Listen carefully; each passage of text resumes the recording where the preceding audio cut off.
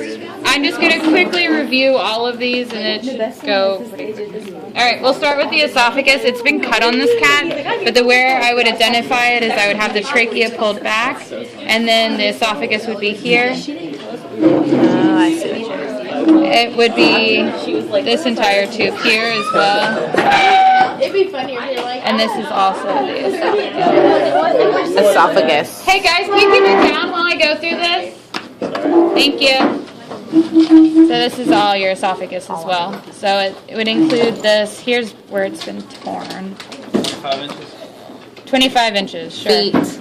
25 feet. Okay, so esophagus goes down into the stomach. This entire, I guess, package or storage little area is your stomach. Directly below that, you have your spleen and your pancreas. The reason I'm pointing out the spleen is people get that confused. This isn't actually the pancreas, even though both of them sit under the stomach. So this is your spleen. The pancreas is this piece here. I describe it as a gross-looking piece of meat, but it's basically this gland here. So once you've hit the stomach, then you're going to go into the small intestine. The initial component of the small intestine is the duodenum. So if I'm asking for something along the small intestine, the answer will never be small intestine. It'll either be duodenum or ileum. So the first part is the duodenum. You follow, and you can actually see the hepatic duct, either or cystic duct right there. But either way, I'm not going to ask for that. It goes through the hepatic duct into the bile duct, or? So the hepatic duct goes in. Quiz? I'm not going to ask that kind of Okay. question. I will ask for the functions of the ducts, which would be like the hepatic duct takes bile to the bile duct, and then that goes into the duodenum, and then it's stored in and then it goes back into the cystic duct to go into. Was the cecum the first part of the large intestine, or was that? Okay, cool. Okay, so small intestine. I think he was digesting because these are like really inflated. They're like full. Yeah. Why just fill them with air? I doubt they fill them with air. Because some of them are like flat tubes. Okay, so now we're at the point where the small intestine meets the large intestine. This is the small intestine and the ileum, the terminal end of the large intestine. I'm sorry, the small intestine. Ileum is right here. This piece right here is your appendix. It's a vestigial gland, so it doesn't actually have a function anymore. And then this little cup shape here is the cecum. So the remainder of the large intestine, this descending part, I'm just going to refer to as the colon, and that's what I'm expecting when if I put a pin like anywhere along this area. And then the rectum, I would put a pin down here. And then the only other two things you need to know are the liver and the gallbladder. And the gallbladder is that green sac here. I would probably use this cat for the gallbladder, just because it's green. This is super green. Yeah. Is our appendix that little? It's like tiny. Yeah, it's tiny in comparison. Scale. Yeah, relative to everything else. Yeah. I got mine now. Man, Hurts like that's a pretty intensive surgery. Yeah. Laparoscopically, so they just went 3 Some of them are different serious. spots, but it's a bitch. All right, so now let's go through the rodents. For these, let me get a pen. This is relevant. Okay. Might have to get in here because this rodent's small. So this is your testes. And then this is your testes as well. It's just been deflated because it's been dried out. Testes are enormous. Yeah, they are huge, right? Huge. What? They're That's a huge. testy? That's his testy right there. Wow. It's almost as big as his heart. Have you never seen them on a rat? They like can sit on them. Yeah. Okay. Hanging out. So this is the Movie gone. testes. This is the epididymis as well as this, and that's just like a sperm storage center. So epididymis. This right here is the tube that attaches the epididymis to the Vons deferens, and all the other glands down here are the seminal fascicles and prostate gland. So this is your vas deferens, epididymis, testes. This is the seminal vasicles. So they're these like weird wing-like things. They're just weird looking. They're just weird. So seminal fascicles is where the pin's located now. This right here is your urinary bladder. Directly below that is the prostate glands. And I can't actually I'm not 100% in terms of identifying the bulbourethral gland. Just know that it sits inferior to the prostate gland. So that'll be a functional question. I would potentially say, what is this gland? And then what is the gland that sits directly inferior to it? And that'll be the bulbourethral gland. This is the penis, and then the urethra is the tube that's going through the penis. Yeah? What? Oh, right there? Yeah, that's his penis. It's actually been cut off. They have like a bone Yeah, in that's there. what I was like, that's weird. It's the remainder of it somewhere on this. It's cartilage. I think rodents actually have bones in their penis. Yeah.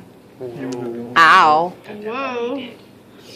Okay, so for the female reproductive system, this is slightly different than what you'll find in humans just because they have to have a larger capacity for offspring. Their litters can be massive. Oh, by the way, this is the kidney here. That right here. Okay, so the way that I would identify this, if I've put the pin at the end of the tube here, or the end of the horn, I think it's called the uterine horn in rodents. If I've put it at the end of it, that's the ovary, yep. Yeah. The either side of the tube, so either this side or that side, is the oviduct or fallopian tube. I'll take either one of those. I decided that this would be the best way to identify the uterus. So the meeting point of those two horns is the uterus. So I could do that, or I could lift up that. And then the cervix is the exiting point of the uterus. So that's the cervix there. So cervix, uterus, and then the vagina is right here. Yeah. Are we good? Yes. Okay. Now let's do the sheep pluck. So for this one, it's pretty straightforward. First, I want you to be able to identify the left and right lung. So the left lung has 2 lobes, and that's just because that's where the heart's situated, so you had to make space within your thoracic cavity, I guess. And then the right side has 3 lobes. That's material I do want you to know. This tube here is your trachea. The way that the trachea is supported is through the cartilage rings of the trachea, which are those individual ridges here, basically. And the way that the cartilage rings are structured, they're like a horseshoe, and that's just to allow some bend as the esophagus behind it is allowing the bolus to go down. So this sits directly on top of the esophagus. You create like a bolus of food in your mouth, and then you swallow it, and then it pushes on the trachea to go down into the digestive tract. So the trachea has to have some flexibility in this structure, which is why the cartilage rings are like these horseshoes. So you have your trachea, your lungs. So the trachea is a single tube, your windpipe basically, that branches off into bronchi. It hasn't been cut on this one. We usually have them cut, but this is one of those. So it's a point that branches into 2. So this is one of them right here. So that's a bronchi. I wonder if it would be bronchius as a singular form. Bronchus. Bronchus. Yeah, that's right. That. Okay, so bronchus. And then the bronchioles are just smaller branching points of that same windpipe section that goes through the lungs. Are you just lifting that up or just going through it, or what is? I'm going through it. This would be the only way I could do that. So what is this? Bronchial tube? Yeah, Okay. bronchial tube. Yeah? Cool. Okay, the last thing that I have to do with gloves on is the kidney. So within this you have the cortex, the medulla, the renal pelvis, and then the ureter. Yeah, cool. And then the last are the 2 models. I had a hard time deciding how to do this. Ugh. If these gloves weren't so gross, I would try to reuse them.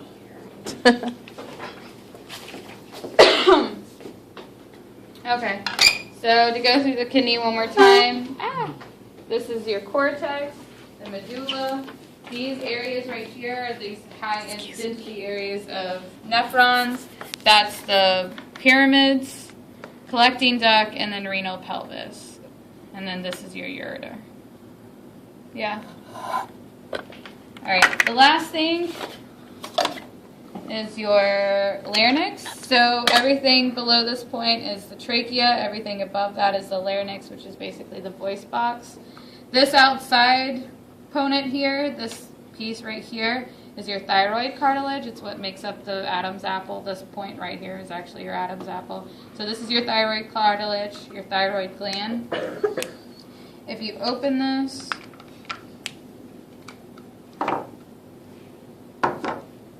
so these two ridges here are the vocal folds or vocal cords, and then internal to that, so that split in between those is the glottis. That's how I'm going to identify it. So the split between these two ridges would be the glottis, and then the ridges themselves are the vocal cords or vocal folds. And that's it. Any questions? Anything you want me to go over again? Did I do that? I did that. The windpipe as things are getting swallowed. So these are the same, just the Mhm. inside. Mm-hmm. So these are supposed to be the vocal cords? Mm-hmm. And then the space in between them would be the glottis.